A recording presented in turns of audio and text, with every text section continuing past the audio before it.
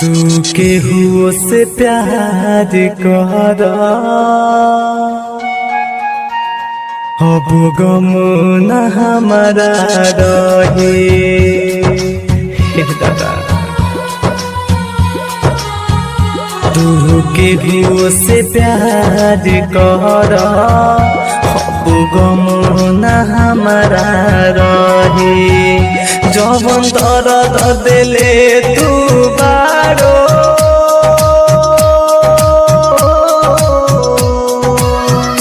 जवन दर्द तू दिले बारो दिल पर पत्थर रख के सही।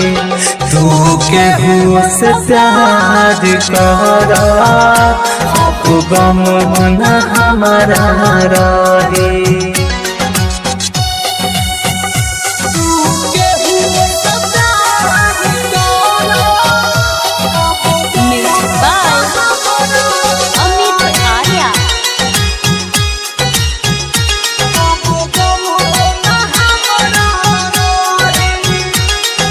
सोचता हो खबू रोवता हो खे लोराबा खूब बहाई।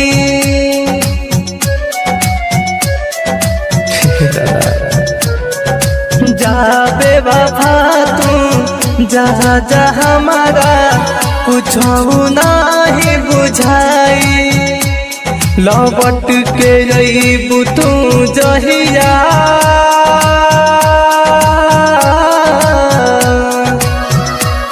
लौट के रहीबू तू जहिया जरूरत हमारा न रही। तू केहू से प्यार कर अब गम न हमारा रही।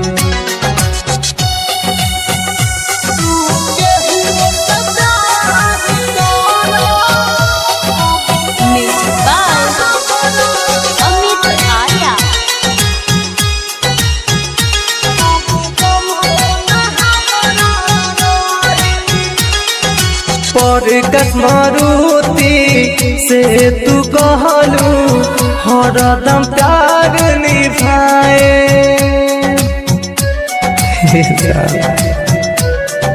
हाँ प्यार के लिखल सब कहानी अपने हाथ मिटाए। तार प्रेम के पीर बन के